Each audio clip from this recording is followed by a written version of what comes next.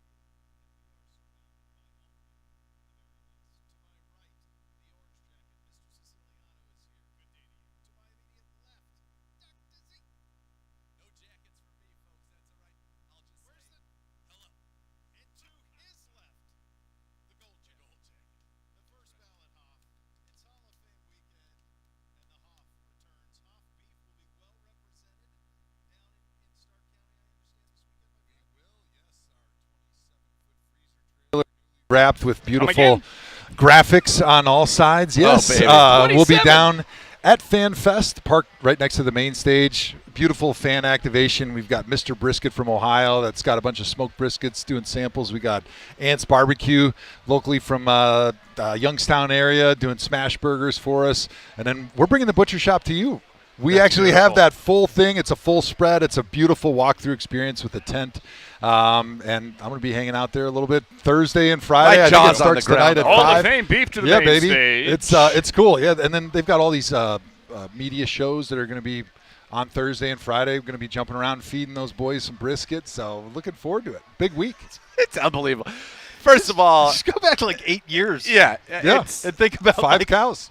unbelievable. We've got 1,700 and counting. 1,700 There was a time we and weren't counting. even allowed to call him the Hoff. That's right. That's what they told us. No, And we said, Now he has an actual Nay. gold jacket. He has a thriving beef business called Hoff Beef, and we're serving it down for the Hall of Famers and for all the fans. and it's appropriate because the Hall of Fame represents the very best That's right. of what professional football has to offer. The greats are the gold jackets enshrined there in the Pro Football Hall of Fame in Canton. And Hoff Beef, and I can tell you this, and I'm going to look right in the camera, I can tell you this Oh, baby. as what I would consider to be one of the more serious carnivores on planet Earth, that Hoff Beef is the best beef in the world, period, full stop. And I just came back from, obviously, Florence, had the bistec alla Fiorentina, which is Lovely. very, very nice. Very nice. Don't get me wrong. Perhaps there are ideas out there I don't even know Maybe, about. but he's under an NDA. What Can't I'm talk talking that right about now. is the Hoff beef right there. You got the full-blood Wagyu. You got the American Wagyu. You've got it all. Not to mention the meat sticks, which people Oh, go my crazy gosh. for. Are The there meat meat sticks sticks are at this incredible, trailer? Yep, we've got our Hall of Fame apple beef cheddar, sticks, you're got the welcome. apple cheddar, yep. You're we got welcome. the That's beef dessert. jerky, which Oh, is baby. amazing. I'm a bourbon beef jerky guy. Oh, I like the pepper, bourbon's great. cracked pepper is amazing. Will there be What's bourbon? the super hot Oh, one? yeah, What's always. what's the nuclear hot one? It's called Ass Kicker. Yes, that one. Big fan. Yes. Big fan. Also delightful. 1,700 cows. Yeah, we got a That's number. an unbelievable. So People can I know the just number. give perspective here? There will be roughly 1,500 players suited up week one. Yeah. You have more cows than there will be players on the field week one. So if we're looking out over the fans today, how many fans do you think are here? Maybe about Not as many as your 15, cows, I would 1,700? say. Maybe, yeah. right? Maybe equal. Yeah. One cow. I don't know how much Wagyu's walking around. Yeah. Only the top 1%, see. Only the top Only 1%. top 1%. Where's the Wagyu? That's that is very cool. People are going to love that. Not only they Yeah. get to rub elbows with the great one, but they're going to get some Hoff beef along the way. That's fantastic. Yeah, we're actually doing 10% off the whole week of Fan What? Fest. Oh, that's encouraging people to come down there, and then free shipping for any orders over $250. If you can't make it there in person to enjoy amazing Hall of Fame Farms products, you can order online this week. Only Fan Fest, celebrating the Hall of Fame, celebrating being Mamma back in mia. Ohio. First time we're bringing that mobile butcher shop here to Ohio. We're talking about the greatest left tackle of all time. That's right. And he's going to become the #1 Wagyu rancher in this country. So We're working there. We're On working our there. way. Trying to get to that Hall of Fame in another avenue here, the next level. I have no doubt. grew up in an agriculture family, as is well You did? documented. Folks, you don't do what Joe has done without being incredibly driven and purposeful in what you're doing. 1,500 head of cow in what? 6 years? Yeah, 8 5? years. So we started in 2018. The year I retired, we got our first Got animals. you first. Okay, Yeah. so that's It's there's 100-year-old ranches in Without Montana precedent. that don't run 1,500 head. So that's really incredible job out of you, my friend. appreciate it. We are off and running. We are off and running. So we're doing a little Hoff. This is what these drills, they call it kind of the perfect operation. So it's everything from the time the play gets called in to the time that the ball's snapped. And obviously you don't want to have any delay of games. You don't want any procedural penalties. And then as soon as it's snapped, then they stop. So this is just about the perfect operation, ones-on-ones offense against defense. And I like the progression here. You know, we had a lot of head coaches when I was here, a lot of different ways to skin the cat at practice, but having that nice progression because you get the walkthrough typically kind of in the morning, you go through the whole practice, and then what's the next step up before you go and you compete against the man across from you? It's like, all right, let's do it out here on the field at a little bit more intensity, making sure the operation is correct because new head coach, new offensive coordinator, the first thing that shows is it's going to look sloppy, right? Yeah. And that's the way training camp has been so far because you're trying to get all these guys on the same page. They're trying to learn a new playbook. We need the operation to be as expected, to not even think about it when you get to the line of scrimmage. So then we can actually work on football stuff. But it is something that takes a little bit of time, and it's great to be able to kind of have this to go in the beginning part of practice to build up into those competitive periods. So one note for something that's a little new that we haven't seen so far is with that first team offensive line today, and I'm not sure, I don't have eyes on Elton Jenkins, but let's see if we can get eyes on him because that was left to right, DeWand, Zion Johnson, Luke Whippler, KT Leviston, Titus Howard getting those first reps with the starters on the Yeah. offensive line. Elton's not with the twos, so it makes me wonder. I see Parker Brailsford's over there in shorts and no helmet. but I don't see Elton Jenkins at the moment. I see Tevin Jenkins, who's out there again, shorts, no helmet. Well, is this ones? Because Deshaun's out there. It's a Deshaun's Deshaun still Day. out there, but It's they a swapped the Deshaun whole Day. line out. So this is the second line. Yep. Okay, but they have one skill guys Yep. that are out there with him. Exactly. And Casey Concepcion has a helmet on, so he's going through this. Which is good to sign. see. Yes. He's running out As right he now. runs in onto fact, the field right now. But so that's interesting. If Elton's maybe – I know – oh, there is Elton Jenkins, I'm pretty sure, next to Coach Warhop in gray sweats with no helmet on. I think that's Elton Jenkins. So Man, your eyes are think you so had much that better right. than mine. Jeez. LASIK, baby. Eagle eyes over Like, here. good gosh. Could be a fighter pilot. LASIK, baby. Like, seriously. Many years ago. I'm telling you, though, I'm starting to get the age where now with my phone sometimes or a menu in a dimly lit restaurant Yeah. while I'm searching for something to put my gum in, which is a problem. By the way, maybe the Hoff, he takes over the world. Maybe I'll pitch my idea to him. I sometimes Is have it the to move same that idea menu that away. Annie has? I can't wait to hear this. They have to move that menu. Oh, Well, it's- you can't say it publicly. Don't I won't say say it it public. publicly. It's a You don't want billion-dollar anybody to idea. steal It's a it. billion-dollar Let's idea. talk offline. Yeah, we will. Yeah, we'll circle back on that one. We will. Team meeting. Absolutely. Couple of notable housekeeping things to take care of here. No Mike Hall again today. Nope. I don't see him out here. I also do not see Mason Graham out Nope. here again today. You were listening in Yes, with sir. Coach Monk. Were either of these things addressed by the media at large? Not specifically, which was a bit surprising. He was asked, are you concerned at all about any of the defensive tackle injuries being long-term? He didn't really answer it per se, and then just kind of pivoted to, well, we need guys here for practice. He kind of suggested that, no, he's not concerned about it being long-term. If I had to listen back, don't quote me on that. He pivoted, though. We've had to sign a couple of guys, and they did yesterday. Kosiah Izzard, a guy that's bounced around, a former Penn State undrafted defensive And tackle. he's in right And now he with is our in there twos. Yeah. with The guy twos. came in yesterday, and he's in with our twos because not only is there no Mike Hall, not only is there no Mason Graham, not only is no Malik Collins, we're also without Sam Kamara now. Yes. Yep. He was asked about Sam Kamara. He was asked at the beginning of the presser, do you think Sam Kamara needs surgery? And he said no. And Kalia Davis. Your top four of your top five, and Aiden Huntington, I would say, probably is your fifth defensive tackle right now, are not available to you today. Actually, you know what Aiden Huntington is right now? Your number one defensive tackle. That's what I mean. Yeah. That's what I mean. I mean that's a lot early. It's a lot early. And yesterday, I'll tell you what, those backups, Aiden Huntington, Chapman, number 62, Elijah Chapman, they did a good job in the run already. game. That name just fits the voice. Oh, it fits it so perfectly. perfectly. It's hard not to do it. Elijah Chapman. So now Shador in there with the twos. Again, just perfect operation. So what's interesting, Hoff, is in the first 5 days of camp, we're on day 7 now, the first 5 days of camp, these perfect operation drills would be taking place on two fields simultaneously. And one of the things that became very interesting was you could see who was getting in and out of the huddle faster because they were doing the exact same plays, and then it would continue into actually the first set of kind of team period, and you could see who's getting in and out of the huddle, and one field often would end up a couple plays ahead of the other because they were just quicker with the process. That was typically the veterans with Deshaun Watson. Did Coach mention why he's decided to focus everything on one field now here at this point in training camp? My only thing would be, do we just not have enough Numbers. Yep. It We be might a not have numbers enough thing. on the defensive line. defensive to side do here, two? too. I mean, there might just not be As enough well. to do that.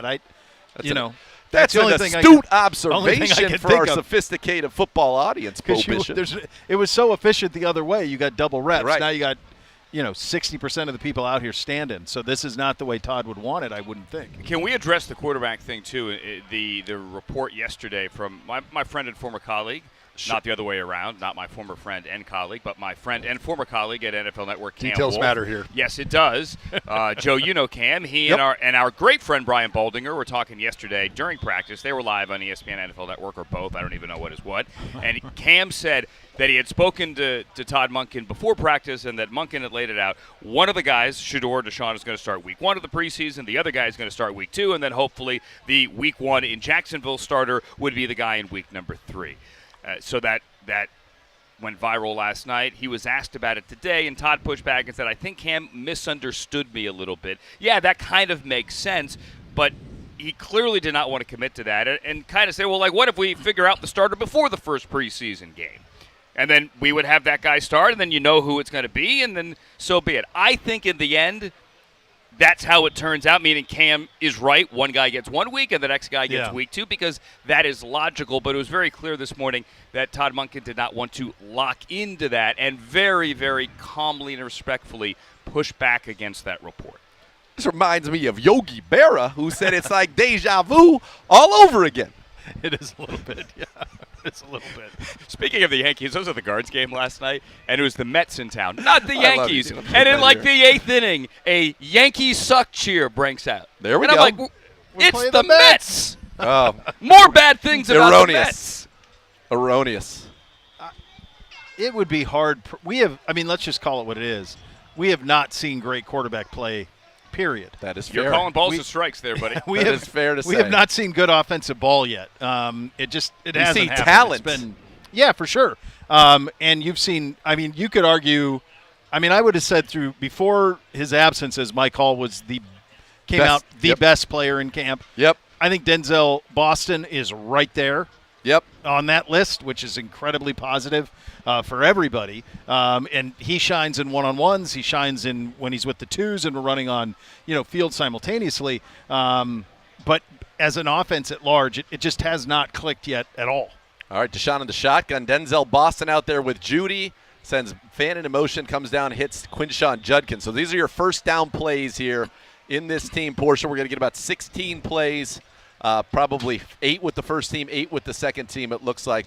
Or it could go 4-4-4-4, 8 first team, 4 second, 4 third. We've seen that kind of creep in of late there. But Deshaun Watson needing a good day, and I think really needing to push the ball down the field a little bit. It's been the biggest, most noticeable thing. While nobody has played great offensively, quarterback in general, Shedeur Sanders, Joe, is willing to push the ball down the field. We talked to Bernie about this yesterday. The other two quarterbacks, and obviously competing with Deshaun, much, much quicker to get to check downs and to not push it down the field at all. So this is my first day at training camp, but the reports from the last few days is that Shedeur's started to take some nice steps forward. And if you had to call it right now, Kentucky Derby, first turn, potentially Shedeur is taking some nice steps towards winning that job. Obviously, there's a long way to go, but you're seeing that progress that you'd hope to see him make during this training camp. I think so, but no one's secretariat at the Belmont here running away down the back. No, it is a tight pack. Slow start so far. Maybe they're waiting for the home stretch. Yeah, you need the late finish here. But yeah, I agree. All right, play action right there. Stops, hits Harold Fannin, and that was a good job there by Deshaun Watson. Outside rusher, he had to put the brakes on real quick and gets that ball in there to Harold Fannin. So Deshaun early in the gate here, 2 for 2. Nice plays, 1 to Quinshawn, 1 to Harold Fannin. That was a second-level throw. That's a first down where you're going on a play-action first down play or a second and long. Yep. And you go ahead and you get that, and a good ball there from Deshaun Watson. And remember, folks, no pads today. So we've had pads the last 2 days, but not today. No pads, no starters on the interior of your defensive line. And at the second level, no Carson Swessinger, Easton Mascarenas-Arnold, who has really impressed the coaches and his teammate Quincy Williams, who I talked to earlier today. All right, Watson under center now. He's got Fannin, 2 tight ends, 1 to the left, 1 to the right. Turns around inside, give to Quinshawn, and he gets wrangled up there by number 64 on the defense as we're going deep. That's Tyreek Sapp out of Florida. The rookie, not related to Warren, Interesting. by the way, if you're wondering. But that's where we're at. That's you just where said we're a at. name that, yeah. Undrafted rookie. Now, he was here in rookie minicamp. At least he's been here a few months. At least he's been here. Look at that pattern on the blazer today, folks. It's a fine looking. Yeah. Come on, look at You're that. you're on today. The You're camera. on. You're on today. You're on Take a today. little Smile for the taste. Yeah, camera. baby. Well, come on. Yeah, I mean, taste you wear a come jacket on. like that, you know you're going to be on camera. Come on. That's just a Wednesday. Yeah. It's ju- He's I got mean, one so every day of the jealous of week. that He's sweater. got one of Is those. it Wednesday? It's just Because we've officially hit the point in training camp where you forget what day it is. They do bleed. They do tend to bleed together a little bit, yeah. All right, Shedeur Sanders first rep in, play action. The running back kind of comes up the middle, choice route out to the right, hits Raheem Sanders there. One thing about Shedeur, and I'm curious, Joe, to have you watch this, was last year at times he was an enemy of his offensive line. What do I mean? That when you start drifting in the pocket, especially for tackles, when you're trying to push speed rushers up the field, you need him to stay in that pocket. I think he's done a much better job in this camp thus far of staying in the pocket, climbing the pocket, but not drifting back. That was one of the things you saw at Colorado a lot, and one of the things you knew he was going to have to correct coming to the NFL was when pressure happens or when he's trying to buy time, he would always back up and try to leave the back of the pocket. Well, It worked pretty well that first preseason game against Carolina. And the problem is if something works well, then you're going to do a little bit more of that thing. But unfortunately, the defense is allowed to watch film also. So they started rushing to the point where he was going to be, right? And then the problem started. But you saw as the season went on last year, him understanding to climb in the pocket instead of trying to always escape. You guys remember Baker Mayfield? He always wanted to escape to his right. It's very normal for a rookie, a guy coming out of college where, defenses in college, they don't have the scouting reports. They don't watch quite the film that you do in the NFL, where you start getting away with something, it becomes a habit, how you leave the pocket, right? In the NFL, they figure that out, and you got to be able to break those bad habits. Seems like Shedeur has been doing that last season and is doing a much better job of that so far in training camp. All right, little pitch out there to Rocket Sanders. Nice block from Spencer Fano, who gets a reach out there to the safety. Chris Edmonds gets a George Warhop onto the field. He's there. excited. He got excited about that one to give him a little bit of a 5 there. And I want to go back to play before. A nice little reverse or end around there to Denzel Denzel Boston, who showed some good speed. And by the way, Spencer Fano from left tackle all the way out in front. Now, if you got to spend time with him, I can say this because I was there. Spencer Fano could not speak. And at one point, he's like, I'm just so nervous. Did he find you guys talking finally got to that meet? was their We did. That was their first pretty face to awesome. face. It was really cool. Oh, So can I it tell you was a story? When we had him in, he was Yeah. so excited to get to meet you. Oh, Just man. couldn't. That's Yes, awesome. beside himself. The day he signed, or the day he got here, so the day after the draft on Friday, he flies in, and I did a sit-down with him in the field house there, and he's doing the photos. Matt Starkey, our great photographer, taking the pictures, and he's got the helmet and all that. But he's looking around, and in the field house, for those who don't know, all the greats, including the great Joe Thomas, have their pictures hanging there. He saw you up there, and he took his camera out, Yeah. and he took pictures of your banner hanging up there in cool. the field house. It's crazy for me to even hear that. I mean, you guys know me. I'm just feel like I'm one of the boys and never did anything exceptional or worthy of note, of course. I was really nervous before my interview with Spencer this morning as well because I was so excited to meet him. Yeah. Obviously I was a fan of his. I was very excited when we drafted him. Heard the stories from guys like Siciliano that were in the building and had him on draft night, how excited he was, mentioned my name, which was very humbling on my part. But I was actually in El Salvador on a mission trip that weekend of the draft. Poorly timed. I blame the wife. But but either way, I had brought my Starlink specifically so me and Jack could get the NFL draft because, El Salvador, not the greatest wireless or cell phone service down there. But we were able to follow the draft, and Dan Murphy, the great PR director here with the Browns, gave me Spencer's number, and I texted him, and I was trying to FaceTime him the whole time, every time I would get back to the hotel to connect and get a chance to meet him and talk to him, and never was able to do that. And then, of course, after you get drafted, it's chaos, right? Rookie minicamp, and you're busy with things. So we were never able to connect until today. And so the fact that he came up to me and could barely speak and said he was so nervous, I was like, so great. you don't have to be nervous. I'm the one that's nervous. I'm so excited to meet you. I can't wait that I get a chance to meet you, and you're going to be here, and I'm going to get a chance to be in the meetings with you. And very excited that my coach, my mentor, George Warhop, is the one that's helping coach and develop and mentor him. I think he's in great hands. You know what's That's also awesome. cool is, and this was yesterday after practice, I don't know if you saw this, Todd Monken made a big point of talking about it today, is he's getting the mentorship from you. He's also getting some firsthand teaching after practice from a 25-year-old in Jared Verse. And they worked together yesterday. A bunch of people filmed it. It kind of went viral. Just like 5 reps there. And Monk said he stood there watching Verse tutor Fano after practice. And Monk said that after those 5 reps, he was like, he got better. Like, I could see him get better each rep. He said Jared Verse is a unicorn, that no one else does that compared to Brock Bowers at Georgia with his leadership, and said that Fano was going to get so much better specifically because of how Jared Verse is helping him along. My rookie season. Sound familiar? Yep. My rookie season, Willie McGinnis was the outside linebacker, defensive end, played over me. Super Bowl champion, multiple All-Pros. He would do that with me every day. And you're going to improve so much more hearing it from a guy that's going against you because he's specifically looking at how do I beat this guy? Yep. And to share that information with you, it unlocks a part of your brain that you don't really get when you're in the offensive line room because you're so focused on, how do I fit with the guy next to me? What's the play? What's my technique? You're not thinking as much at this point, certainly of the season, of what are they doing to try to break me down? Where are my weaknesses? But to hear it from that guy, all of a sudden it takes your thinking and your higher level understanding of what you need to do on the field on any given play to that next level. And then I was able to pay it forward to Myles Garrett when I had hurt my elbow and was out for the season, and got to spend a lot of time working with Myles and helping him understand, like, what is he doing that an offensive lineman is going to try to take advantage of. It worked out for him, all right. Before we get to that, tune into Training Camp Insider presented by Gregory Industries. That's right. An in-depth look at this year's Browns training camp. Enjoy practice highlights, exclusive player coach interviews, analysis from Z, Siciliano, the Hoff, Batonio, and Mr. Kozar. Be sure to check out Training Camp Insider on the Browns official YouTube channel, youtube.com/Browns and clevelandbrowns.com. A special edition of Cleveland Browns Daily continues. Dr. Z, what did you see? All right, right there, Deshaun Watts with a great dig to Casey Concepcion. Great to see him there. Deshaun dropping back again, rips it middle of the field, a little high, but good catch by Jerry Jeudy on a deep comeback. And so Deshaun throwing with confidence. It's the best we've seen him thus far. Driving it, Z. Driving it, yes. the ball. Yeah, the arm is strong. It's that consistency and the willingness. And right now he's seeing it. He's being decisive, and he's putting him on him. And by the way, on that Casey Concepcion one, if that was tackled to the ground, I don't know that anybody gets him to the ground. No. And that's what's going to be fun to watch when we get into live games. But Shador's 4 plays for Shador. The last 2, Spencer must have got excited. We were talking about him. He jumped off sides on the next play, the right guard, and Todd said, that's it. That period's over. Deshaun out here, 2 plays now, 2 for 2.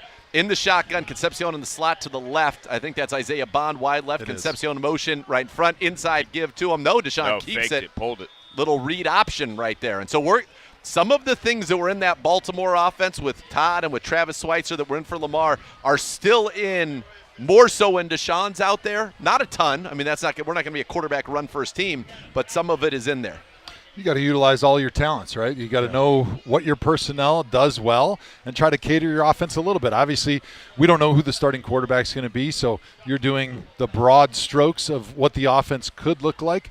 But you want to give a guy like Deshaun the opportunity to run and showcase those skill sets if that's the thing that can help unlock part of this offense and make it multidimensional. Like Kyle Shanahan always used to say, make them defend every blade of grass.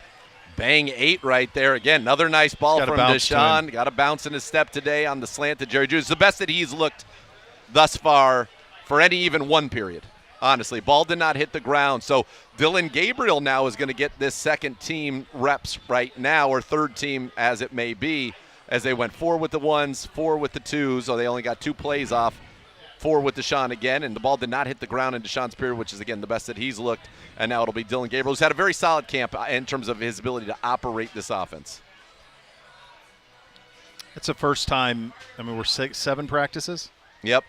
It's the first time I've seen Deshaun on consecutive, and this was 3, down the field. Well, that's how it's supposed to look. Yeah, right? it is, and it finally did. did, like, drive it, like hit spots, hit, plant, and throw. I mean, that's the most confident we've seen him.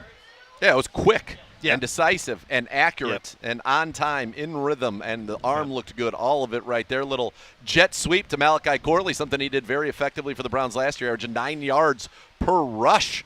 And he's a guy that's in the mix in that receiver room that is so crowded all of a sudden, and that's a great problem to have, I think, if you're the Cleveland Browns. I mean, think about it last year. No Casey Concepcion, no Denzel Boston, obviously, but Isaiah Bond had not even gotten here. The difference in the receiving room, where Jamari Thrash was your number 3, it's all due respect to Jamari, of course, which I hate to use the phrase all due respect, but it is night and day. We all know it is night and day. Here's Luke Flourier at a little end around. You and I were talking about this on something that's going to air, online at our various social channels, but it's going to be a bear to make this team a receiver. I feel bad. He just mentioned we forgot about Jamari Thrash. He's been out with injury the last couple of days, and we forgot about him, former 5th-round pick. I don't know that's the last 2 spots. And you've got to be a special teams contributor. Yeah, I mean, that's just the reality when you're receiver 5'6". All right, Dylan Gabriel out here now. He's in the shotgun. Is that Cedric Tillman all the way out wide to his left, Cole Wilson in the slot. He's got, looks like Flourier. 3 to the Flourier as well. So 3 to the left, 1 to the right. Sends the back Booth in motion. Fakes the screen. And then a nice ball. And that's a touchdown. That's a touchdown. That's big time out of Dylan. Yep. Fake the flat, so that's when you're trying to get them to bite and widen, create the space on that seam. Sometimes you see that go where they're trying to pull the corner on the outside up and then throw it behind them on that gap on the sideline between the corner and the safety. If it's a zone, right there widens them. perfect ball. Cole Wilson, not a big guy, but went up and got that in stride, bounced off of 2 would-be tacklers and into the end zone. It's a nice throw. It's got to be on time because you got to worry about where that safety is, right? Because when your eyes are going to that flat route, so is your body language, and you kind of lose track of where that safety is. And if you're a little bit late, that safety can make a play on the football, or he can make a play on your receiver. So you got to have trust between the quarterback and the receiver to make it work. Great job by Dylan Gabriel. So this is something that has been non-existent in our offense for a long time right there. As Casey we saw that. Concepcion jet sweep. Yep, and that was the one where they give them, you actually get the credit for that being a pass, because Right. he gave him those little pop pass, hits him right as he comes across. I don't think we've seen that. I want to say going back to 2018. Well, how about the With fact Baker? that just overall, Baker used to run that. And they did one. Remember the one where he faked it in Baltimore? He faked Yeah, the so pop the pass, caught spin, it himself, and yeah, then threw it to Yep. Brashad Perriman. Rashad Perryman. But we've seen, I think, 4 run plays to the wide receivers already. Yep. In we're not even half hour into practice. No. Yeah. And it looks like coming up here we're going to get a little red zone. So Yeah, this I is think where we're the in red touchdown zone. for the quarterback tracker. You want touchdown numbers to get up. This is where it should be, and I think we're going to get a lot of action here There's a from the lot red of, zone. This is going quick. This is going We're quick. into some heavy Get stuff. 20, right into 20 it. plays in the red zone Yep. here? All right, Yeah. Deshaun Watson shotgun sends Fan in motion left to right. Quick little screen out to Dylan Sampson. Gets a nice block from Fannin and a the nice end block zone. from Denzel Boston. And it's hard for me to see anybody would have tackled him right there. Another Touchdown, touchdown. Browns. That's a Mark it as a touchdown. touchdown, Donnie. That's a touchdown, Browns. It's a Donnie in there. I got to stand up here, boys. Tell me if I'm in the way. You're fine. We can see over the top of you. Yes, Don't I know worry, this. Andrew. It was tongue in cheek. I'm not DeJuan Jones over here, buddy.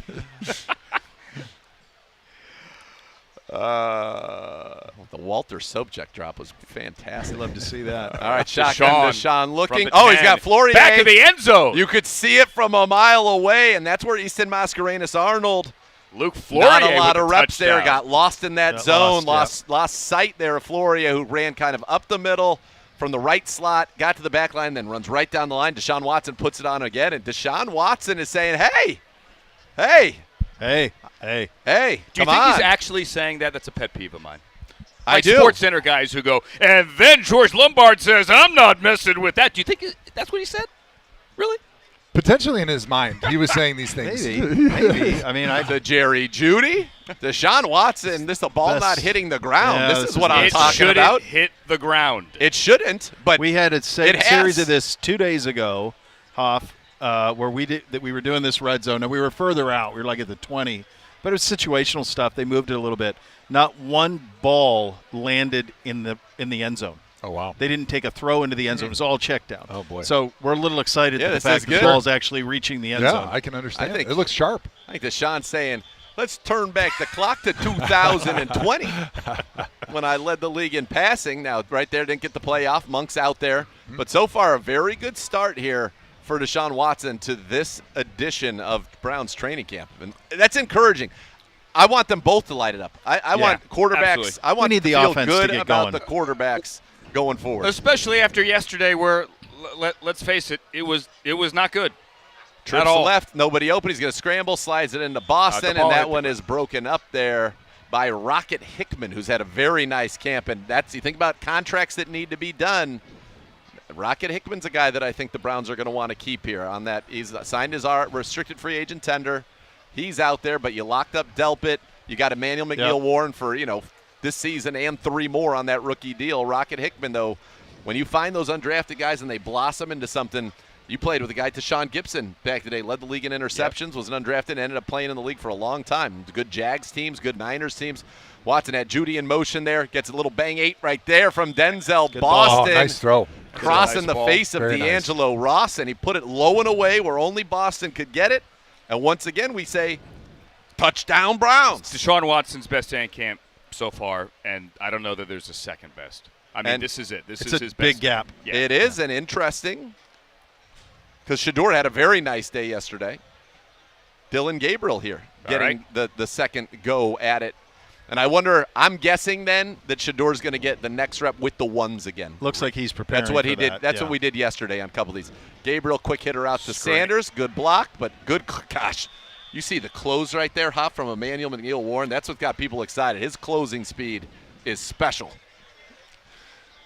you don't have him in the middle of the field on that one. That might go for a touchdown. But just having that closing speed, being able to come from your safety position on a little quick hitter to the sideline and make the tackle at the line of scrimmage, it's amazing. Like, just that little bit more speed. That's why speed kills in the NFL is the difference between a touchdown and now, hey, 4th and 10, bring the field goal unit out. All right, so this is Denzel Boston. I'm sorry, this is Dylan Gabriel against the twos. Ball back of the end zone. Floria! Did he get the feet down? He got it. Put The him up. referee says yes. That's a touchdown. Another touchdown. All Gas right. in the back of the end zone, and Floria went up, climbed Hoff the can ladder. never leave. Yes. This is amazing. Yeah, they're putting on a show. What are you guys talking about? Sloppy. This has been phenomenal. They're Flawless. inspired by your Hall of I'm Fame sure greatness. they are. Yes. The Hoff's presence alone is I lifting heard all the beef boats. was in They're town. inspired by his meat. They That's heard right. there were meat sticks on the line. Let's go. If there's apple cheddar on the line, I'm doing just about all right, anything. let's I'm not go. going to lie. All right, Gabriel shotgun, a little short motion for Blake Whiteheart. He's got crossers underneath. Has to check it down to Malachi Corley. Completion. Malachi Corley might have fought through 3 guys from before. He you might never have. know. Well, especially once he fumbled the bag with Devontae Adams. He's got to work extra hard these days. I think it's, and this is, 7 days in? Yeah. I just think Dylan Gabriel's been a total pro. He is a pro. Dylan Gabriel, in my opinion, Monk said that today, too. is going to be in this league for a decade and be a backup and be somebody that, like a Case Keenum, like a Colt McCoy, that when you need to come in and steward your organization, he can do that for a period of time. Gabriel looking right. Comes Tylan Wallace, Oh, who the gets crosser. a step there On Herring. on Herring. And Tylan Wallace had a nice camp as well, and it goes back to that wide receiver position is going to be tough. He's got the history with Monken. He's got the special teams experience as well. But, yeah, Dylan operating very well here. You go from a situation where a team drafts 2 quarterbacks, you're the first one of the 2. Yep. You go to the point where, okay, you might be better than Kenny Pickett. We can go in this direction. We can trade Pickett. You're the guy. To all of a sudden, you're not in a quarterback competition at all. You're wearing a different number. None of that is shown on the field. No, he's been a consummate professional thus far. The word Monk used today was class. Yeah. All right, he's got trips to the right, finds going back shoulder. Back Oh, shoulder. nice throw. That's Probably should have been caught. That should have been caught. that was is a a great good throw. Only place to put it. Jack Yep. Stoll's running kind of that little post into Buki Watson, who doesn't have his eyes on him, so he puts it on the back shoulder. Stoll has to be able to whip around and make that catch. Jack Stoll really, though, if we're being honest, not here Harold Fannin might make that catch. to catch the Yeah. football as much as he's here to block, and that's kind of how he's going to make this football team. And, in that tight end room, we're still waiting. I don't know if there's anything new when you were listening to Did Coach not come today, up today, no. on Joe Royer, but we're waiting for him to get back. Carson Ryan's had a nice camp, and then obviously Harold Fannin, that's your guy. So what we're doing here in this period is a 20-play period, just a little water break between the first 10. You gotta hydrate. And now we're going to hydrate. And my guess is this is going to be Shador with the ones getting looks his like that, 5, see. and then maybe Deshaun will get 5 more, would be my guess of it. I could be wrong. Taylon Green not getting any reps, but, folks, trust me, you're going to get to see him in the preseason, and I think that's going to be entertaining for all of us. Not a lot of outrage of his lack of reps, I'm noticing. Well, I've heard I sabotage sense from some sarcasm. people. I sense sarcasm. Some people are saying sabotage. He's being sabotaged. The Beastie Some Boys very are smart people thinking are of saying sabotage. Listen, all of y'all. I'm telling all of y'all, it's sabotage. Yeah, this will be a Shador group. He's getting the old noodle loosened up here. Yeah. And listen, you need it.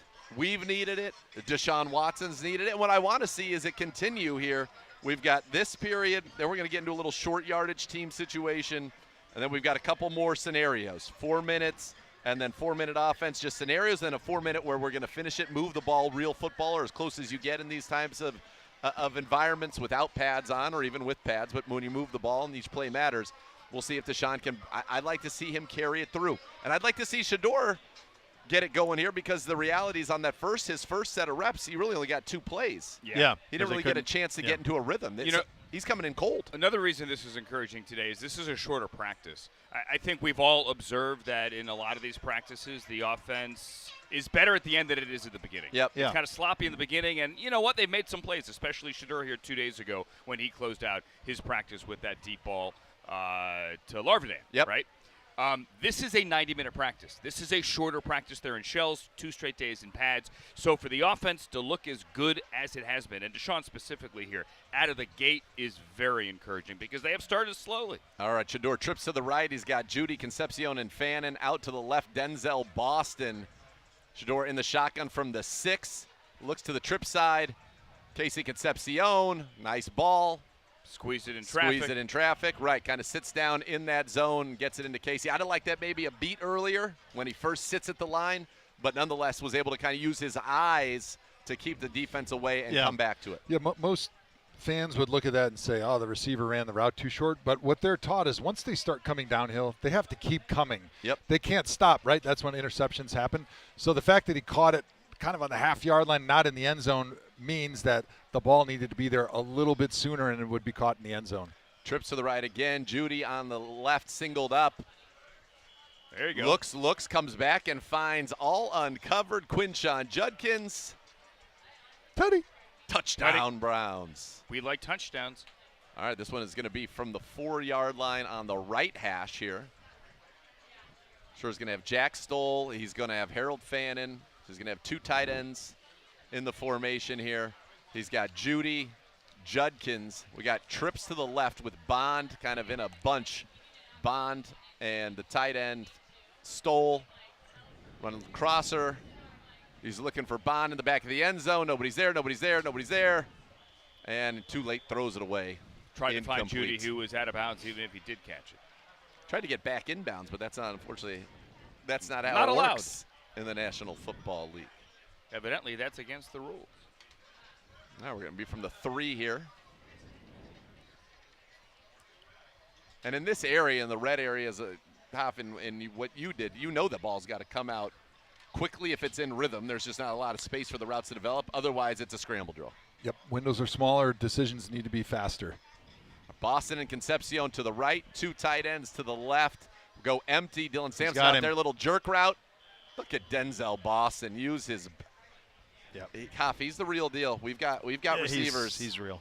We've got receivers here, and a nice touchdown there from Shedeur Sanders. And so offense, again, good rhythm right now. I think what Todd was going with Shedeur there was get there quicker. Yep. Because he was there. It almost got a little dicey. It wasn't. Well, Didn't need to Reed be. was right there. It's that almost would've catch, blown him up. popped, all of that, Yeah. whereas he was open for 2 paces Yep. before the ball got That there. was like the KC one. And so those Yeah. are things it's good to do to improve upon things that were already successful, right? You say, Yeah. okay, you got this, but if we can get it a little bit quicker, you're going to get it every time. Little sprint ride option. They're looking for KC. Uh-oh. Intercepted. And that's the one. Comes off Tylon Wallace's hand. Deflected. up. Got in there, too. Winston Reed with the pick off a deflection. So they've been running sprint right option. They show sprint right option, but what they're trying to do is get everybody flowing that way and then throw behind the defense. Defense did a good job, got their hand on it. Tips and overthrows, got to get those. They get one interception, and that's one for Shedeur that you can't have in the red zone. That was Can't have that Delpit right on down there. there. Grant Delpit, that's why he gets paid the big bucks. Yep. You want to see a little bit better sell to that sprint right option across the board from receiver all the way through quarterback to be able to open up that window to come back and throw it right into the middle of the field into the little crack in the defense. And now Deshaun is back, and he throws a dart. Was that caught? Flourier, yes, it was. Flourier, another touchdown. So Deshaun getting this final set of 5, and again, the ball not hitting the ground. He's looking very good, and that was quick. He had looked the back, and then comes down right to the line, right on the end line, and gets the ball in there. All right, we got Malachi Corley out to the right. We've got, is that Whitehart? Tillman, wide left. Tillman wide left, Floria slot left. Tight end is Jack Stoll. Quick ball to the out. Little underthrown. I think it bounced. Yep, bounced it. Bounce it to Malachi So he Corley. threw it low and away to Corley, where only the receiver can get it, but too low and away right at the pylon. But that's where you have to miss. If you're going Exactly. to miss, Yeah. that's where the miss has to be. Can't miss inside there. No, can't miss high and inside. That's a pick 6, and that's 100 yards the other way. All right, Tillman to the right, 2 tight ends, Stoll and Bates to the right as well. Boston one-on-one to left. Throw the ball to 12. Throw the ball to 12.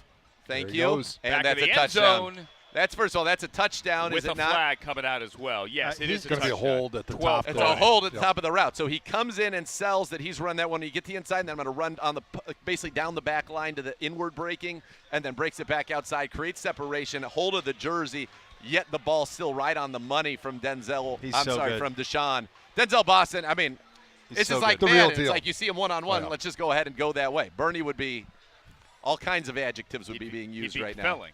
Yes, and that's where that's got to be. The quick slant beats the linebacker coming over. Ulafosio low protects his wide receiver Malachi Who Corley. looks like a running back.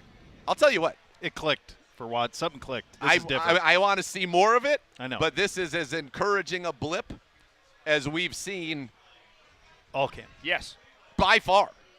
This is the overall best quarterback play we've seen all camp. Yes. And This second is football, eighth. gentlemen. This is what football looks like right Yeah. here.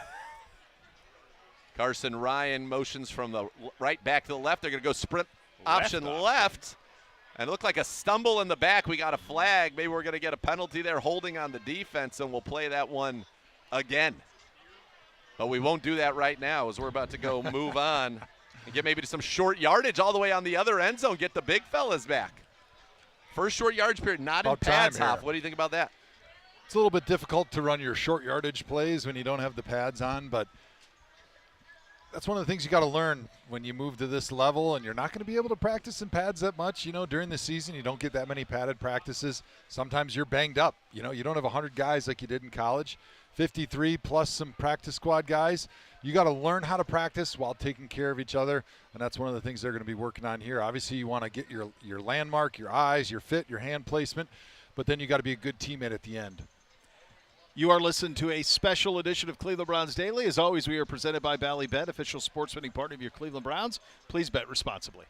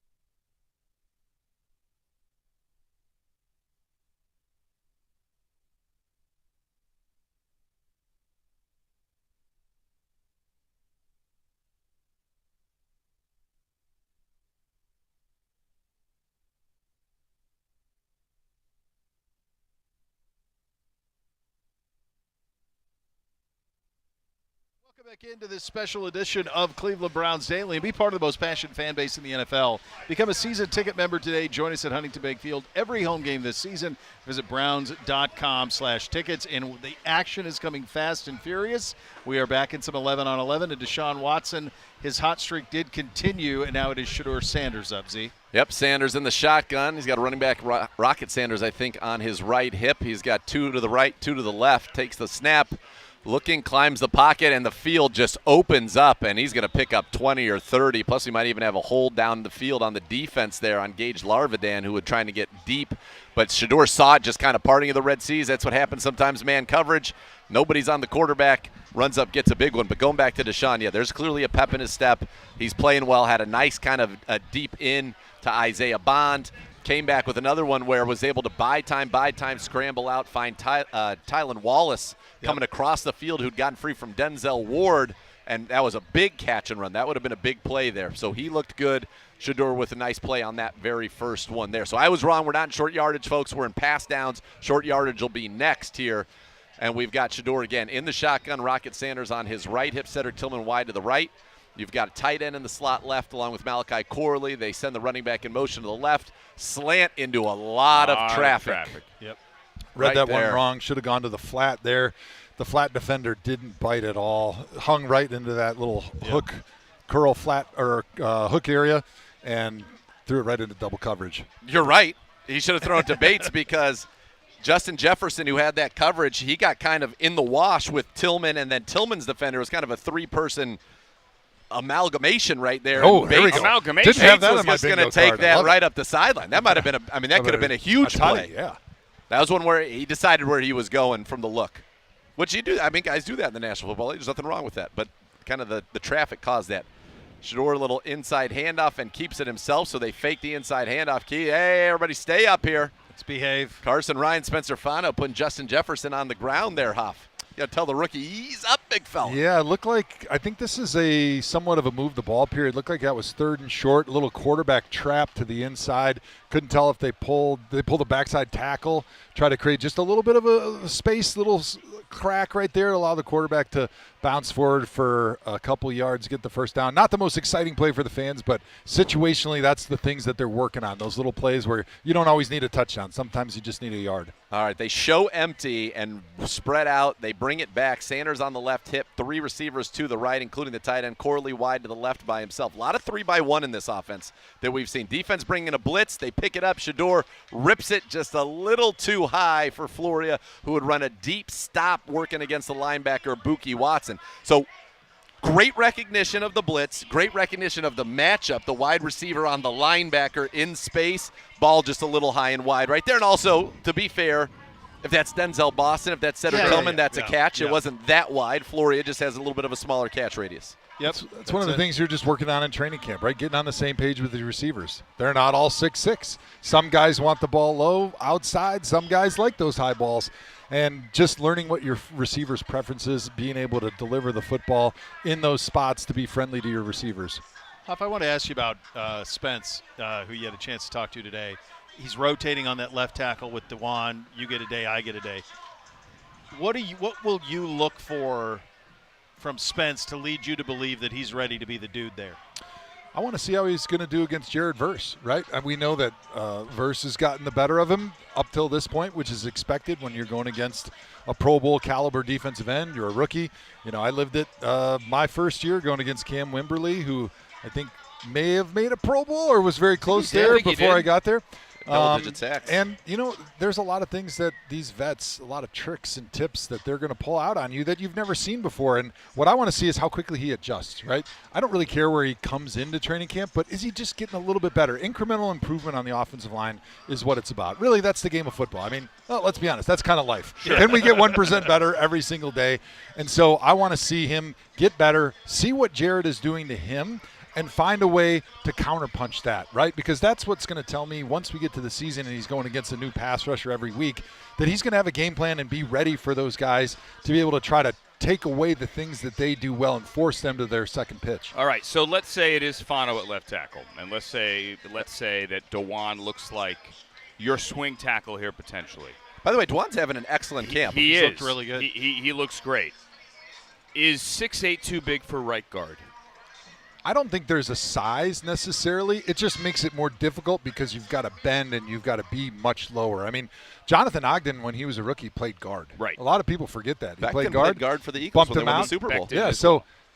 height is not an absolute. It just makes it a little bit more difficult. Like a tall center, you got to get way down there to be able to get the leverage, get underneath these short, squatty Well, we've had for the last defensive 4 years tackles. with Poe. 6'5". Posick, yeah, Yeah. right. So it can be done. It just makes it a bit more challenging. But I think when you do have your next best lineman as a guy like DeWand, who's 7'9", 590, you're going to have to get him some of those reps because he might be your next best option to go in there at guard, and you need him to be ready. And certainly he's got the size where he's not going to be bull rushed all that No. often. No. By the way, just automatic. We're back at it. Deshaun in the shotgun. They've got Denzel Boston on the single. They trips to the right, single Boston up, slant, crosses the face of D'Angelo Ross. It's too easy. Now Tyson I Campbell was not gonna out say, I there don't see him. Yeah. in the teams right now. He's on the side. He's over there. Looks fine, but just maybe get Not a little in. team Yeah. break here. Deshaun in the shotgun again. Dylan Sampson on his right hip. You've got Bond, Flourier, and Wallace to the right. Quick screen out there. Got to get the blocks for Bond, and they do not. They do Grant not. Delpit blows that up there. And it was a good job by Miles Harden, who was the one that pushed the initial block that Flourier back that forced Bond to kind of bow that up, and that allowed for Grant Delpit to come clean that up. By the way, Austin Barber also working in at right tackle today with this first team. Titus Howard did it initially. Now he's over on the side again. He looks fine. So I wonder if now Denzel Ward's out there the whole time. Delpit's out there. You just wonder if, with 6 days in a row, Todd Monken being a little judicious with some people. Also, there is a world in which Titus Howard goes to right guard. Now, I don't think it's going to happen. Monk made it clear today that they would like to see Titus Howard at right tackle. That's why they signed him. But he has played there as well. When we do all the combinations for this O-line, and I know we've workshopped a lot of them, Titus Howard at right guard generally doesn't come up. Keeper here for Deshaun. But I do think that, look, that's a long shot, but keep your mind open to that. So that was again kind of a read option keeper where they have the guy coming across the formation who would have been running it to his right. Deshaun keeps it, runs left. That was actually Austin Barber, the rookie right tackle, that pulled all the way around to lead him there. This last little set of plays, they're working on 3rd and medium, so that's like your 3rd and 4, 3rd and 5, which gives you an opportunity to do some of these quarterback runs, right? Because defenses are in a tough spot a little bit because they're going to be playing the sticks. They're also not wanting anything over the top of their heads, but you're still within range of being able to get some of these quarterback runs off of misdirection. And so that's what we've seen 2 plays before that. You saw the line actually doing like split blocking. Both sides ran to their sideline that was nearest to them to try to get the defense to spread apart, to give the quarterback an option to run it, or if somebody's open in the flat or down the field, you can throw it. So trying to give Deshaun here at quarterback some opportunities in those 3rd and mediums to use his legs to split the defense, put the defense in a bind, not knowing if it's a quarterback run. Because if the quarterback's a weapon, now it's not 10 on 11 anymore. It's 11 on 11, and it's a bit more of a fair fight. So seeing if that can be part of this offensive package where he can potentially make a case to be the starter and say, look, I am a weapon running the ball in those 3rd and mediums, and then giving the coaches an ability to value that. Hey, how does that help our offense in that situation that all offenses are going to be in critical moments in the game during the season? Absolutely. Shedeur in now. First one gets a check down out there. And the right play, by the way, to Amani Marshall. Wasn't just check down. Hit him quickly in rhythm and saw that he had space. And that's going to pick up about 8 or 9 yards. On the last one for Deshaun, wanted slants on the backside. Yep. They did double slants. Nobody was open. Had to throw it away as the pocket collapsed. Now Shedeur, shotgun, trips to the right again. Amani Marshall on his right hip. The tight end is on the other side, singled up there. And that's going to be a quick inside handoff. Gets a nice block from 63. Runs right off of his Jeremiah back. Byers. The old 1-by-3 formation. That's a classic in the offensive coordinator's playbook to force that cornerback to determine which side he's going to be on. It gives you a coverage read before the ball is snapped because you just have the tight end on the nub side. You got the 3 receivers and the running back to that side. So it kind of forces their hand pre-snap because they can't disguise quite as much because of the matchup situation with that single tight end to the nub side of the field there. And we're seeing a lot of that 3-by-1. We have it again this time 3-by-2 as they go empty. Will they keep it? They've got the running back split wide to the right, Corley slot to the right, tight end Carson Ryan comes and ends up in between them, and it's a quick little slant off the backside, and that motion moved the linebacker, created that vacancy, and Shedeur saw it and drilled it right on Luke Flourier, who's having a very nice camp himself. He is. He had a good He's camp very last year too. consistent. Yeah. Last year wasn't it a hamstring that derailed him towards the end of camp? I think it was. Yeah. He's a local kid. He It was was a out of the hamstring. building for a grand total of 5 minutes. Yep. Yeah. Yeah, and then he stuck around all year working back from that injury. Have you guys noticed Jared Verse doesn't ever stop talking? No. And he actually says that. It's so great. There's he's such an energy, man. It's incredible. He's such a leader. There is a 6-minute clip right up now on ClevelandBrowns.com of the Browns YouTube page, all the socials, as Jared Verse is mic'd up. And he says in the middle of it, it's great content the entire time. He goes, "You're never going to shut me up. I will not shut up." He doesn't. There was a great moment in between that little break that we had right there. In that little break, as Deshaun's going to come back for his final set here, where Deshaun came over. He had just had that really nice period and came over, and Verse was talking with Aiden Huntington and comes up and daps him up, and they have a few back and forth, and it seemed very jovial. And then finally, Verse no, get back over on your side. That's enough. That's enough. You're not on our side. We're not being friends. Like when I play euchre against my wife, I try to. She wants no party when she's on the opponent team. It's like we're enemies right now. Yeah, Like, You're a come on, trash honey. talker in Come euchre. on. Oh, yeah. Are we well, surprised? Yeah. No. No. All right, Deshaun under center now. It looks like about a 3rd and 4. They bring Concepcion down, condense the formation on the left side, send him in motion, play action fake. Look to That's the got to be a flat. quick hitter. Look to the flat, comes back to Harold Fannin, and that was actually a good progression. I think that play was supposed to go to Concepcion. Wasn't there, comes back to Fannin, and it looks like they're able to pick up the first down. But Deshaun, decisive today, guys. It's not. Yeah, I mean, it's just unlike what we've seen, Which is good. which is great. Offense I mean, it's going fast here. Yeah, he looks really decisive today. Keeps it on that Keeper. one again and gets a nice block from Fannin on the outside. That would have picked up the first down, and that's clearly a part of with Deshaun. And that's one of the reasons why I think we just need to decide. You want somebody to seize the You and I job. have Like been Deshaun all- run this for like yes. 5 days in a row, seize it, or Shador go hot for 5 days in a row, seize it. But he gives you something in 3rd and short that is clearly that Todd likes, and we're seeing it when he's out there specifically. You are. It is slightly two different offenses. Here's my question. Let's just build off today. Let's say it's Deshaun. Let's just play along here. Can he hold up running as much as we've seen the quarterback run game today? It's a fair question. All right, proceed. Oh, I don't offsides know. on the defense. He hasn't played a full DeJuan season gets in a jump 6 and tells years. Jared Right. Verse about it. You know, it's hard to. DeJuan fired up.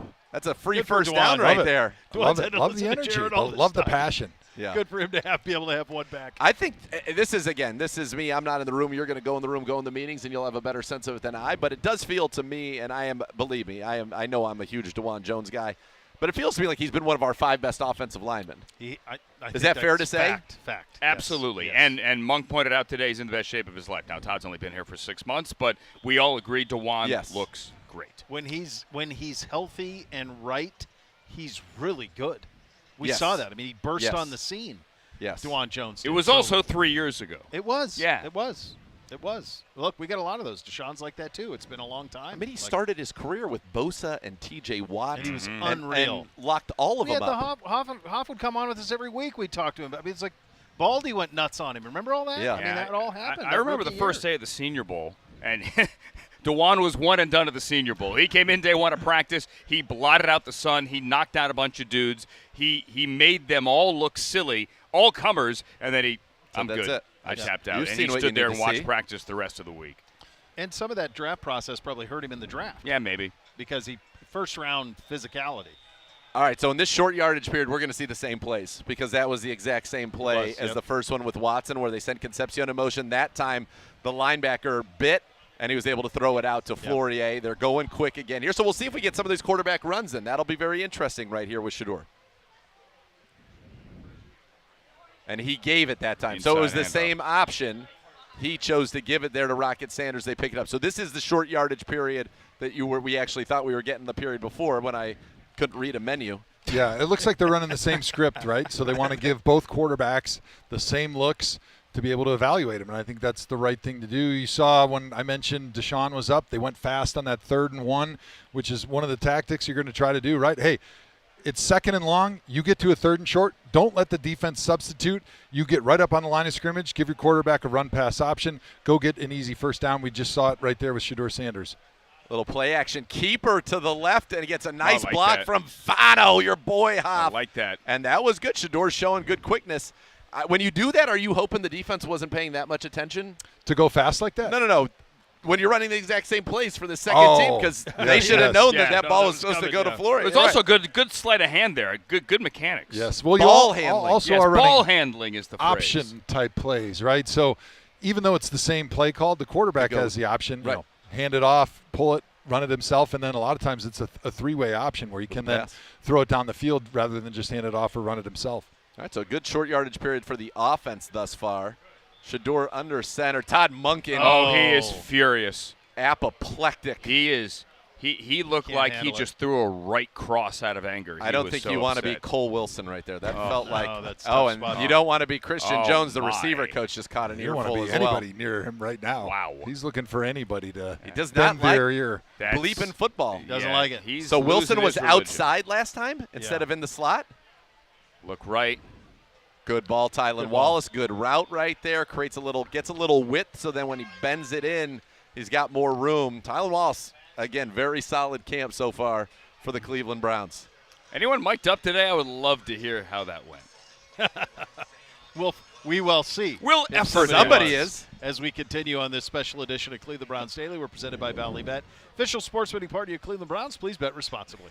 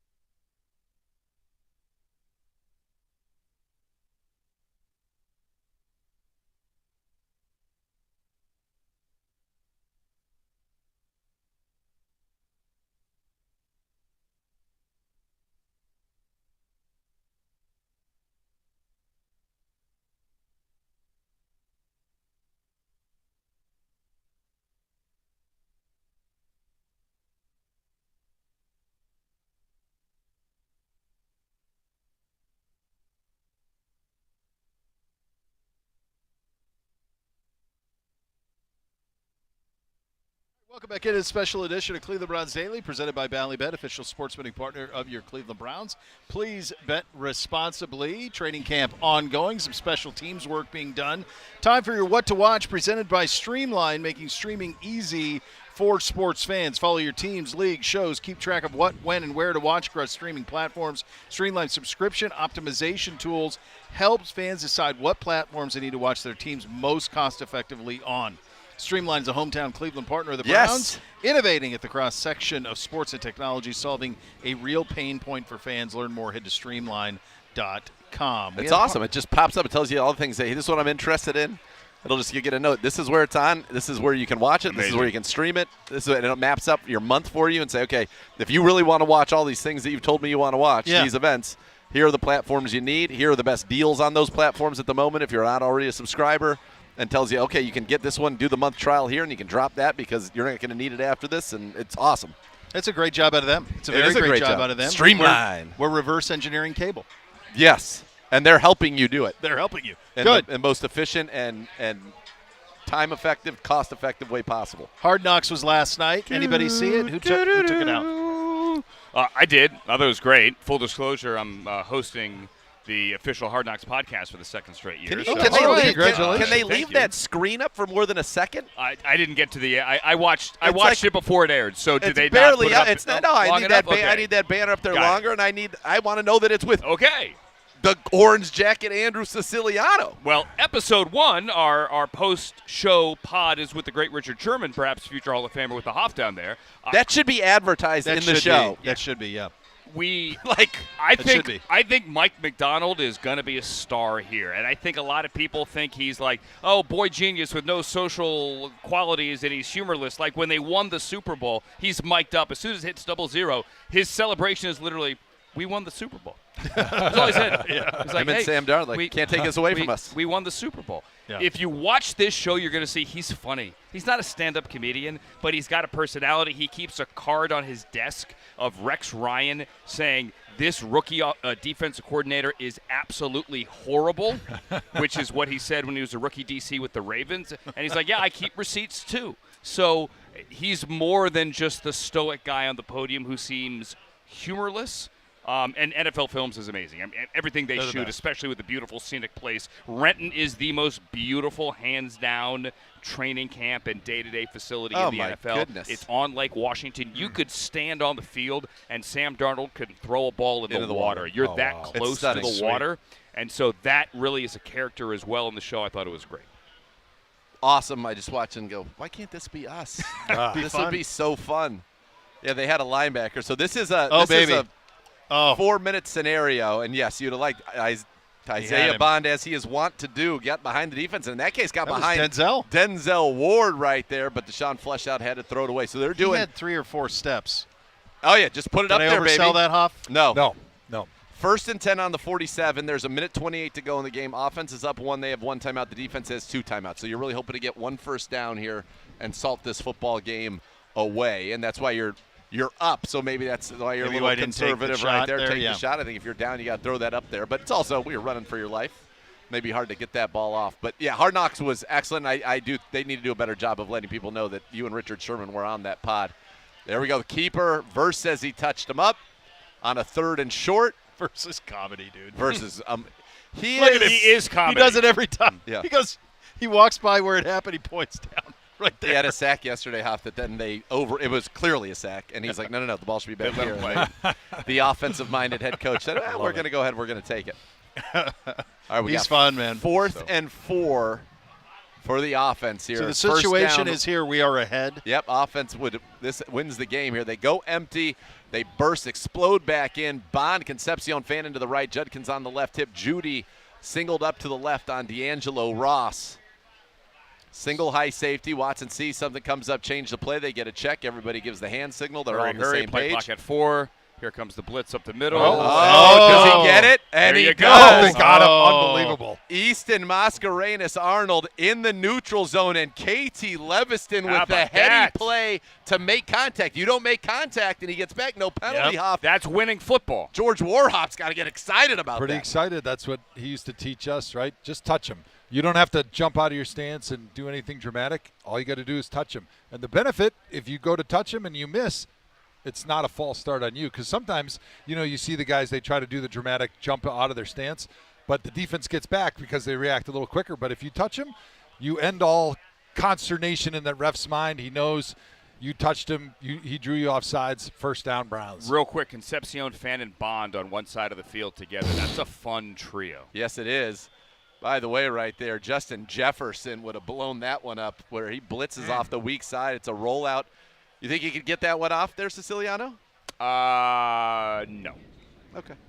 Do you? No. Okay. I thought you said, Maybe we were aying something else. That's Perhaps. one of the things a quarterback's going to start learning as they're watching things pre-snap. You see the coverage. You see that backside blitzer against the bootleg could be blitzing. You got to drift your bootleg a little bit further towards your own end zone to give yourself a little bit more space. Another half yard, you're able to get that football off. Inside handoff, nothing, and they're practicing. Make sure they get down and keep the clock running. That's what they want to do So here. this is that fourth down play where the ones got them to jump. Yep. And here it is, that 4th and 4. See how smart the defense is here if they learned anything from the situation. Well, that because stuff matters. It's the same script. Go back to the Jets game. Cam Thomas jumps off sides, gosh. and that ends the game effectively when Yep. you had a chance maybe to get back in it. All right, Shador in the empty, so this is the same. They're going Same. to come back to that explosion to the right side. Sanders on the left hip. Boston singled up this time. I'm going to speed out to Boston with that kind of – he's got that closer split. He's got room to the outside. Just get up, force Heron to move his hips, and then break it out. That should be an easy pitch and catch. There's not a lot of room. Shador trying to jump him off. Now they're going to take the timeout. So it was a hard count. Yep. And Deshaun got him with the hard count. The defense this time said, I think I know what's going to happen. We're not going to do the same thing. Be So a now pretty you're big gonna run the failure of play. an intelligence test if they jumped. Well, yeah. That's what I After just seeing it. That's what I think failing a drug test at the combine is. That's Again, an intelligence test. Going back to the Jets game, not questioning Cam Thomas's intelligence, but going back to the Jets game, to your point, Bo, that was one where you're just like, what are we doing? What are we doing? What are we doing? What are we doing here? All right, so we get that same explosion, that inside split. Boston inside the numbers there. Now he's getting press coverage this time. Shador surveying. He's got the 3 receivers to the right. Floria Wallace in the tight end. Takes the snap. It's a bring drag for Packer. Boston. He's got Floria at the second level. Got it. Gets it into Flag, Carson deep Ryan. in the secondary. So that was called mesh, mesh, mesh. Everybody going across the field trying to pick somebody off. They get it into Carson Ryan. Good throw right there from Shador and a good catch and first down Brown. So this is going to be the real one here. We're going to take a break. You do it. Got to take a quick timeout. You're listening to Cleveland Browns Daily. We're presented by Ballybet, official sports betting partner of your Cleveland Browns. Please bet responsibly.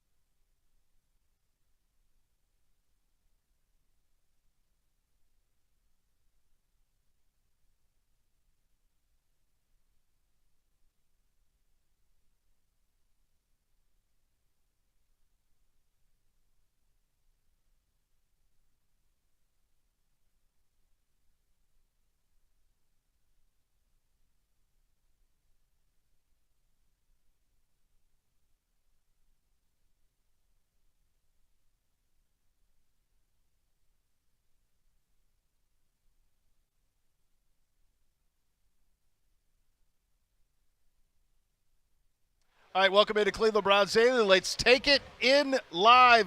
Mr. Siciliano. Oh, we got a play here. We got a 3rd and 5. Near the end of practice, we got For the Quinshon game. going in motion. This is for the game. Going to line up wing to the left here. Send him in motion again. Back to throw. Oh. Fade. Right side. It's caught by Gage Larvidan, spinning, and he goes down across midfield near the 45, and there is your horn. And is that the end of what looked to be a very, very good day of practice for number 4, Deshaun Watson? Gentlemen, how are you? Welcome in, Mr. Look, you got a little everything right there. Oh, You got baby. The orange jacket, the voice there with the play-by-play. Dr. Z is here. Hello.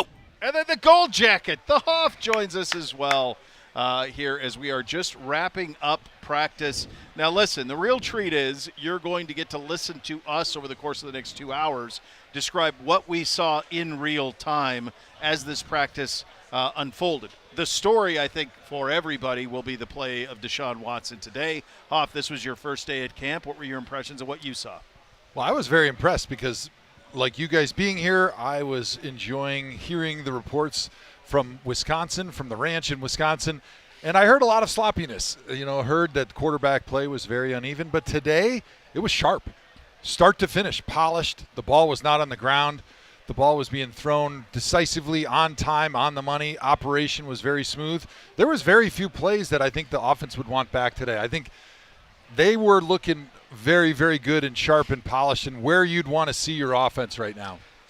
It was the best day a quarterback has had, period. Yep. It was the best day a quarterback has had against the ones by a mile. This was the best Deshaun Watson has looked out here maybe ever in terms of this, certainly that this again? training camp. Might It's the be. best that he's looked out here on these fields, okay. Might be right. maybe Might be ever. right. But you said maybe ever. I'm not On- trying to box you into a corner for a hot take here. No, it's out here. Okay. Maybe ever. Got it. Yeah. Got it. Yeah, Got on it. these As Dr. fields. J No, would say, since- for a period of time. No, I understand Since that, but Brenna like Brown. let's just give a context here. Like since he got here in practice is what That's I meant. right. Okay. Yes. In a practice situation, cross-country mortgage, that was the best I think that he's looked. Decisive, accurate, ball on time, down the field, arm strength. The ball that you'll see a highlight to Denzel Boston in the back of the end zone. By the way, Denzel Boston continues to be nothing short of spectacular. But this was the best. Now, no pads today. It was kind of, I'd imagine the player's mind, it's not a day off, but it's probably a little ratchet down from 2 days of pads, Sure. day out, no pads, then pads Pads again tomorrow. Yep. But this was what you needed to see from Deshaun Watson. That's what you need. And Shedeur Sanders had a solid day as well. When we came in, the play that was narrated beautifully by the play-by-play voice of your Cleveland Browns, Andrew Siciliano, they were doing an end-of-game situation where all you needed one first down to close out the game. It was a 3rd and 5. Got a nice little pick play on the outside. Larvidan comes free, and a great ball from Shedeur Sanders to get that first down. Now, Deshaun and the first-team offense, they were not able to pick up the first down in theirs because of Jared Verse. On the first play, it was a toss-out to Quinshon Judkins, and Jared Verse hit him for a 5-yard loss. There was a nice pass on the second down from Watson to Flory, and then Isaiah McGuire, who continues to have a good camp. And, you need that third pass rusher.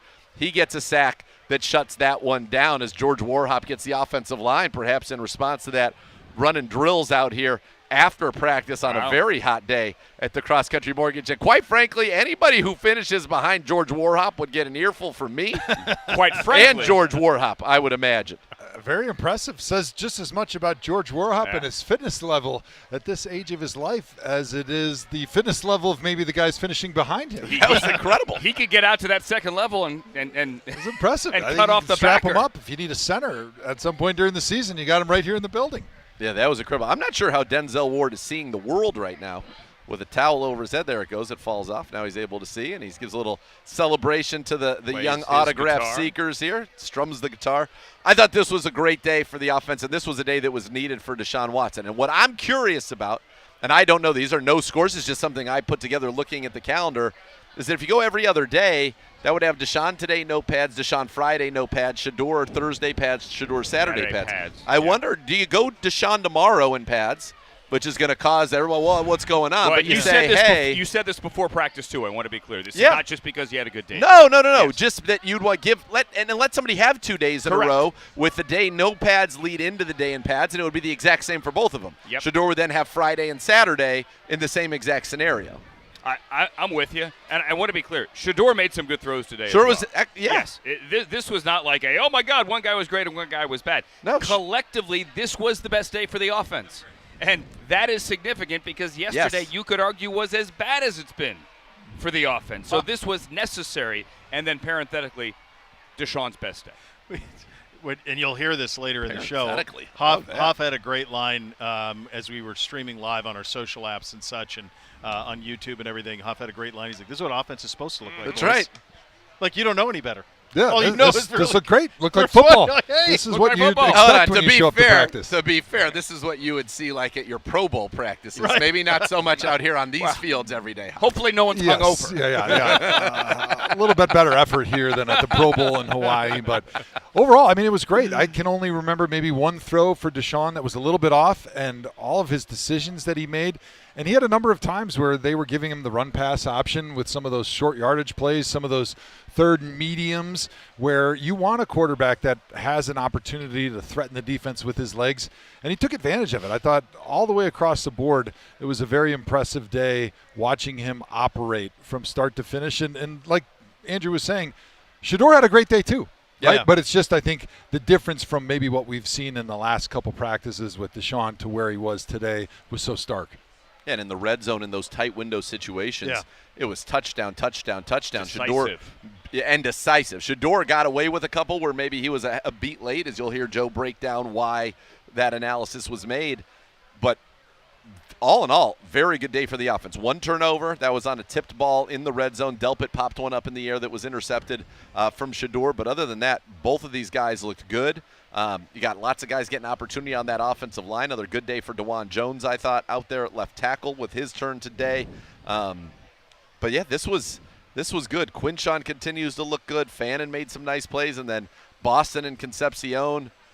Those guys, I don't know when we're going to get to the point, but to me, those guys, if you're in a two-receiver set, or I think pretty soon those are going to be the two, and when you're in a three-receiver set, they're going to be two of the three, and you'll decide, who you want with them. They're bringing a dynamic playmaking ability and a consistency every day. Jerry Jeudy's a Pro Bowler.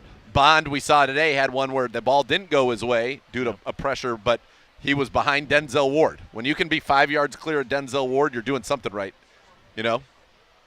There have been some plays the last couple of days where we're not going live in this practice. Kevin went live last year, and that made some big headlines. First time since COVID in 2020 that they had gone live, meaning going to the ground with tackling. There have been some plays with these two rookie wide receivers and Quinshon as well, going through the line. Oh, yeah. Where it's like, hey, if we were live, I think those are 50-yard touchdowns. Yeah. That deep dig to KC where it was put right on him by Deshaun. Yeah, I think he's gone. He kind of split the defense, and he's got to get through one arm tackle, and that's what he put on his highlights. That's what he does. And I realize this is the NFL, not the SEC, but nonetheless, he had the angle there, and I think he would have. Cole Wilson had one, which he's been fun on one-on-ones. I think he has a chance to be fun in the preseason as well. Had one where he went up. A nice ball from Dylan Gabriel, who didn't get a lot of opportunity today, but certainly made the most of it as well when he was out there. One other thing that's happened here the last couple of days, and our educated guessing is this is just a numbers thing, but first few practices we were running on two fields simultaneously. We're not having that now. So if you're doing the rep counter thing, which I know some of you are prone to do, you're just not getting as many reps. That was reflected yesterday in Deshaun's numbers. It's going to be reflected today in Shedeur and Dylan's numbers as well. And zero for Talon. And none. Yeah. Yeah. And I know people are really charting Talon's reps to make sure that that's equitable as well. So I think the key here is because of some of the number crunching, we're all on one field versus two. Right. And I think it goes back to what we're talking about is this is a defense that right now is playing without, for sure, its top 4 defensive tackles and 5 of the top 6. I mean, it's noteworthy it's again. absurd. No Mike Hall, no Mason Graham again. We don't know Malik, Kalia, right. Sam Kamara. Yeah, I mean Mason and Mike especially were dominant at the beginning of this camp. We haven't seen Mike now for 3 days Since Saturday. Since Saturday, and haven't seen Mason the last 2.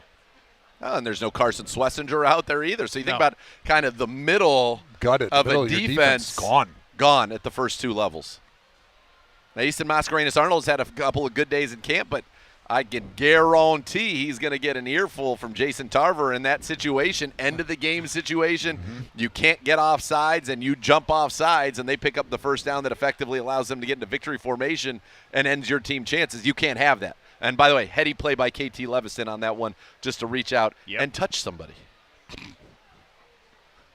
It's a cool thing we do where they line the kids around the field, and It's great. guys go through and sign all the way through, and very, very cool thing that we do here. Real quick, I've had a couple people, friends come through, other members of the media come through in the last week, and when they've seen this, they've all said the same thing. Yep. Wow. Yeah. This is cool. This is really great neat. how they do this. It's Military Appreciation Day, so you see in amongst the kids on the far side also the great members of our military. We thank them for their service and for being out here today supporting the Cleveland Hear, hear. Browns. Yeah. Joe, quarterback aside, your first impressions. This is your first look at the 2026 Cleveland Browns in person. You know, when you have a new head coach, you're putting in a new offense, you've got a bunch of new faces, kind of turning over the roster a little bit, especially on the offensive line. You're expecting a lot of sloppiness. Offense is always behind defense at this point in training camp because there's just so much more to learn, right? Defense is, hey, this is your gap. You own it. Tackle the guy with the ball. All right, ready, break. Offense, there's a little more minutia there, right? You get the smart guys on offense for a reason. But I'm very impressed just with how polished everything was. You know, it was a shorter practice today, but it was fast. It was crisp. Very few pre-snap penalties. There was maybe one time I can remember where Coach Monken lost his bananas over somebody didn't line up in the right spot when they were trying to go fast. But other than that, it was a very clean practice, and I think that's the big takeaway always, because it's hard to get anything done in practice from a schematic, a technical standpoint. It's hard to really learn much about the team and the players that you have if you can't line up in the right spot, if you can't get the ball snapped on time, and if you can't get the quarterback to throw the ball on time. They did all of those things today. Let me ask you this. I hesitate to ask this question. I'm going to do it. I'm going to do it with a preface. This is not to be like, well, this guy's better than that guy. It's just to point out a difference in style.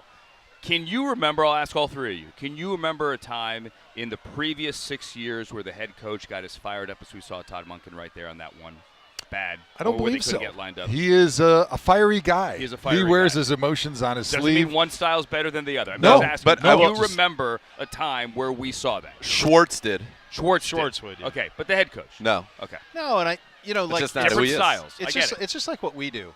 You have to be honest to who you are, Sure. or you come off as a fraud. 1,000%. So Kevin wasn't an emotion on his sleeve type of coach.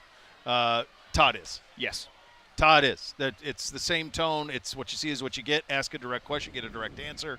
It's just totally different styles. And Kevin had to be honest to his style, and Todd is being Yes. honest to his. And I think that when you look at it, Hoff, this is a totally different team than the one that Kevin coached. It's a completely different team. Oh, There are my maybe, gosh. 5 guys from 2022. We were going through the exercise the other day. These are different teams. And I think when you have a very veteran team, guys who are professionals and understand what they're doing, they don't need that guy. When you have a team as young as this one here with the Cleveland Browns, I That's a think good that point. Todd Monken and his style is actually quite helpful and fits.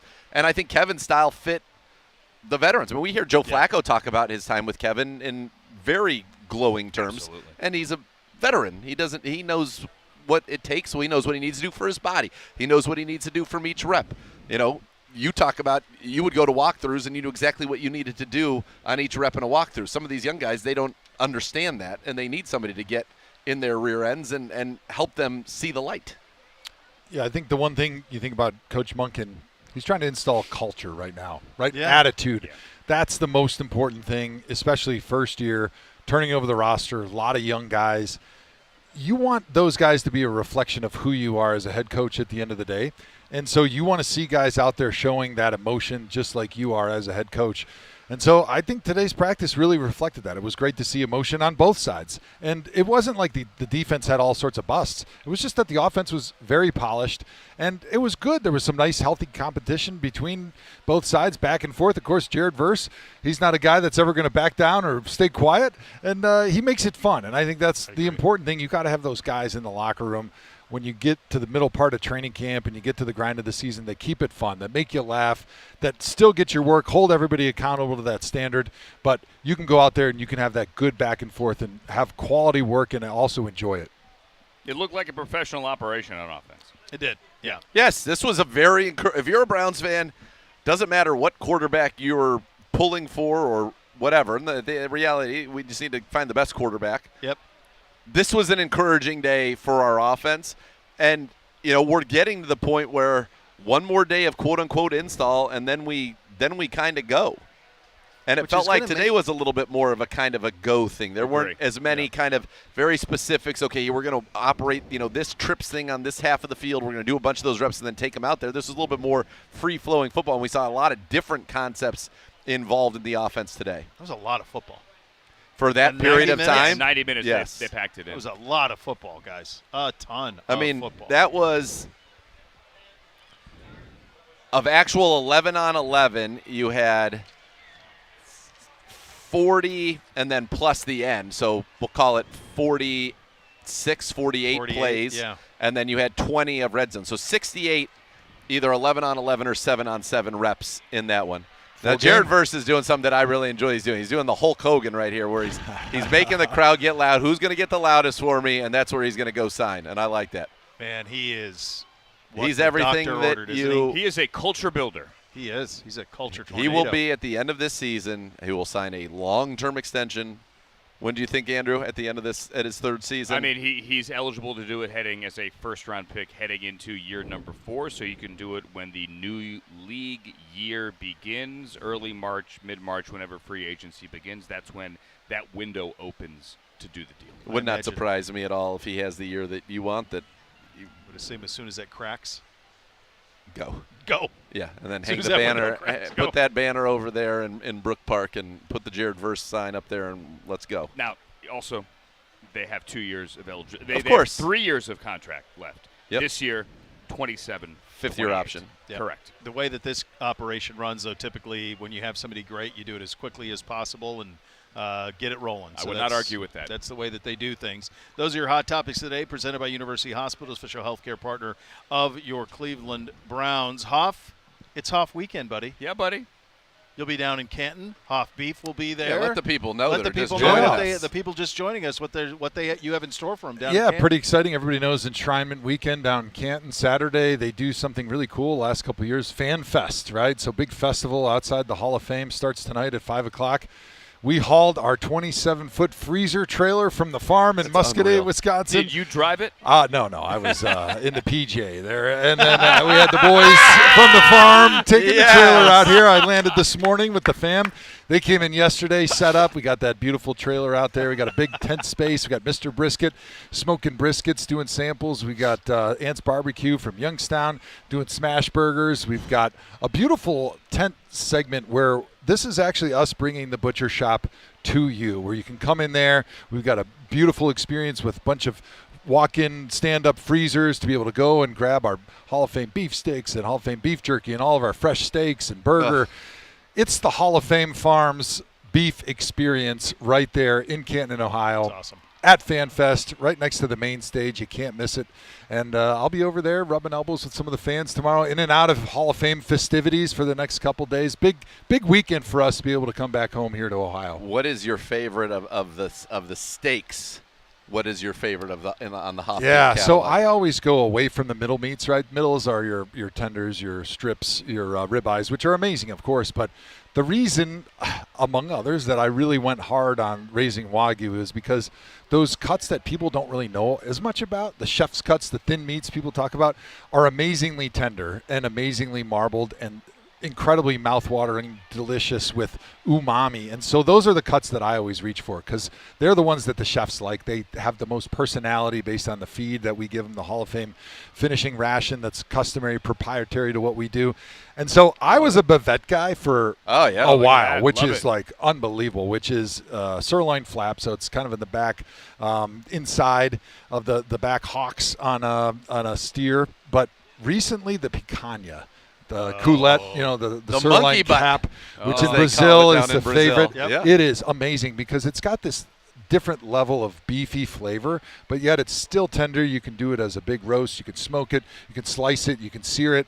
You can do it bring the it out on a sword Brazilian and have people style, cut it out. right? Good. And it's got Exactly. this amazing fat cap, Oh, and yeah, our it does. Wagyu fat has all that incredible flavor, like that. Just it melts in your mouth, and then it just sits with you. It goes great with bourbon and Z's vino. When Oh, you come baby. over and have the feast, that right now, if I had to say something, it would be that picanha. I love it. Fantastic. I'm a Hungry now, ribeye hungry guy now. always. Yeah. Always. Can't go wrong. And you can't go wrong with the Hall of Fame beef Wagyu ribeye.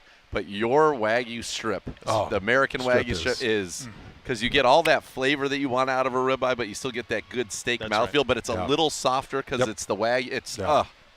What a win. You, What a you win. can't lose. gosh. Every I- cut's I- amazing. I- I'm lustful like I had Bernie an right amazing- now. an amazing picanha 2 weeks ago. I had not had one in a long time. Unfortunately, it was not one of yours. It was still very, very good, and I forgot how All beef much is good. I The Hall of loved the that Hall of cut. Good is still Yeah. Hall good. of Good is It was great. fantastic. Not Forgot Hall how of much Fame. I Not loved Hall that of Fame, but it's still. I eat a lot of other good beef as well, and it's just as good. Where were you? We shouted out. Was it back? It was in Venice, California, a place Oh. called the Tasting Kitchen, which closed down for a couple of years, but they brought the chef back. Oh. They reopened it, fixed it back up after the fire. It's back. How was the preparation? And I'm better always than interested because Ezra. picanha is very versatile. You than can do it Ezra. so many different ways. Oh, it was medium rare. That's all I care about. How was the preparation?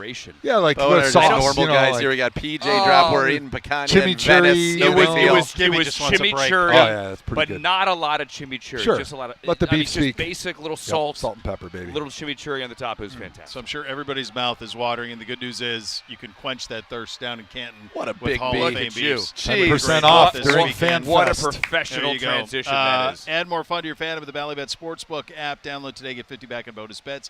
You place that first wager of 10 or more. Bally Bet, official sports betting partner of your Cleveland Browns. So coming up next, Mr. Siciliano one-on-one with his buddy, ESPN NFL Network insider Ian Rappaport. You have that to look forward to, which is very nice. A lot of height in that interview. In addition to that, you will get our live reaction to camp. And this was a Deshaun Watson day, and he took full advantage of it. So you get all of that as the program goes along. We're off and running. You listen to Cleveland Browns Daily. We're presented by Bally Bet, official sports betting partner of your Cleveland Browns. Please bet responsibly.